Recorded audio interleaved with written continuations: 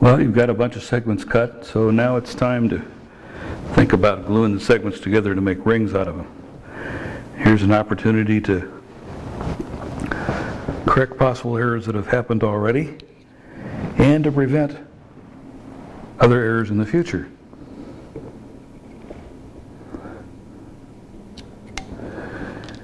I'm going to correct, or at least I'm going to prepare to correct, errors that have happened already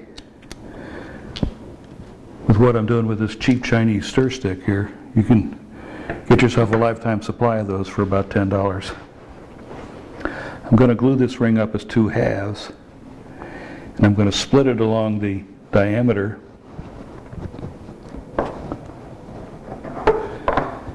and use those coffee stir sticks as shims to separate the 2 halves. So to put just a little dab of glue on the strip of wood and glue it about in the midpoint of the segment. Stick that back in place. By the time I get close to that spot again, it'll be fixed and unmovable. So I've got one there, and we'll put one over here.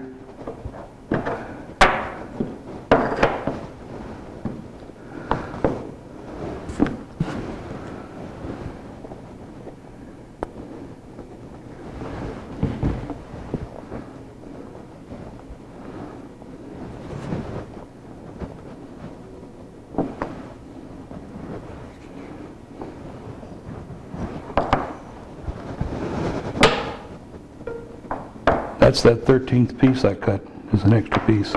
Comes in handy here as a placeholder.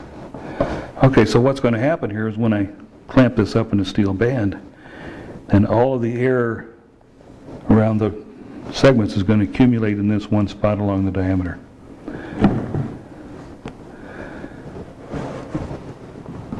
And the other thing I'm going to do to prevent problems, so I'm going to make it darn near impossible for the ring not to be flat.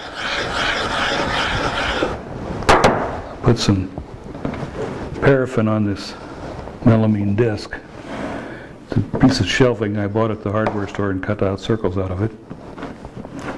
That'll help keep the glue from sticking to the melamine. It comes off very simply with a simple scraper. We'll start gluing the segments.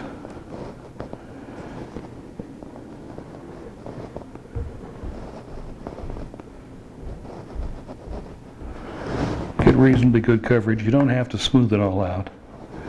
But you know what's going to happen when pressure gets applied. It's going to squish out all over the place.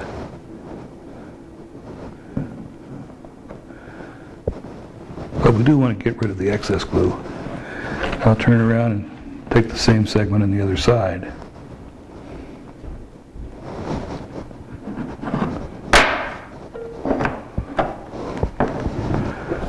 Leaving the glue bottle lay on its side like this means that I don't have to wait for the glue to make its way back up to the spout. Just makes things a little bit faster.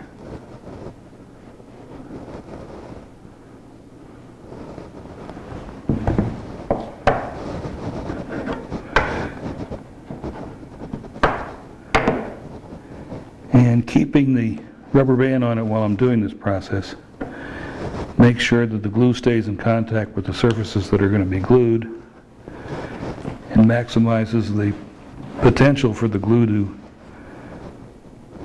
make its way into the end of the wood, giving us a better joint. Now, I don't regularly drop segmented rings on the floor, but those few times that I've I never have experienced one where the joints failed and the ring came apart.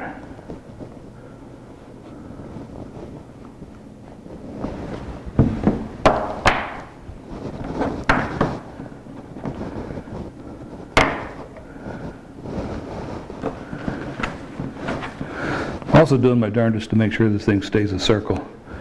So I figure the more time it spins as a circle, the more it's likely to end up there.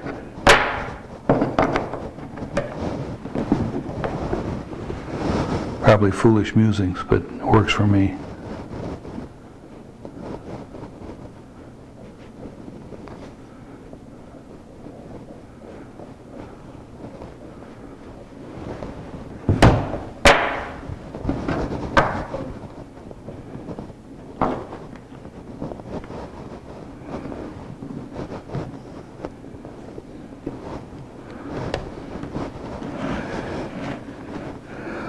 Okay, we're down to the last two glue joints.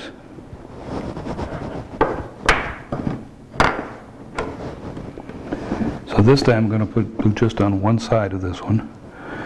The other side is the diameter point, and we want that to stay open and available to us so we can sand it flat.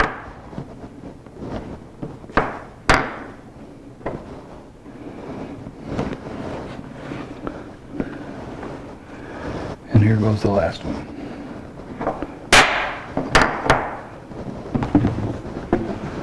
Again, just one side.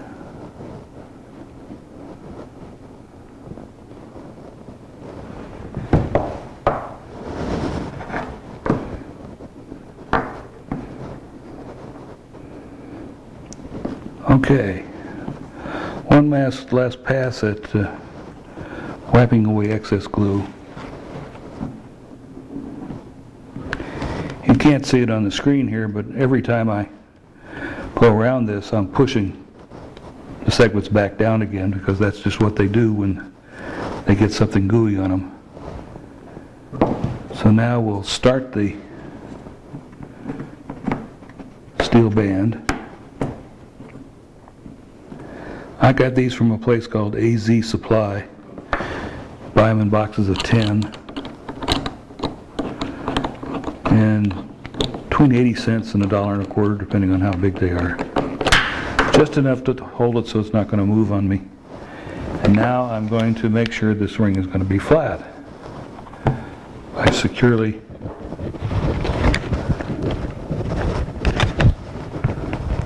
clamping down on it.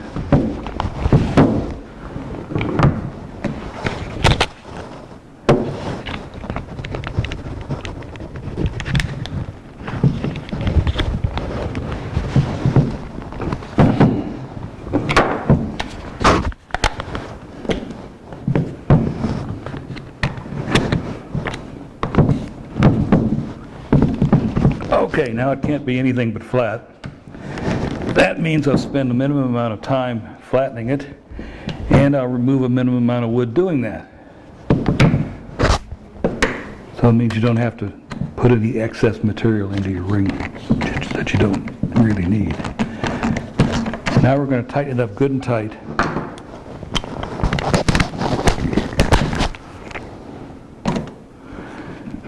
And that's going to do two things. One is it's going to maximize the probability of us actually getting a true circle out of this.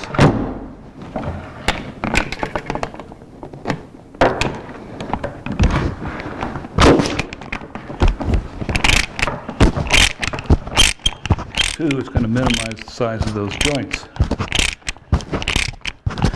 In dark wood, where you can't really see the glue, it doesn't make much difference, but in light wood like maple or holly, then you certainly do care. Make sure these stay good and tight. They only need to stay on there about 5 minutes, then you can take them off. And in about 45 minutes, the glue will be set up enough that you can take everything apart and proceed to the next step.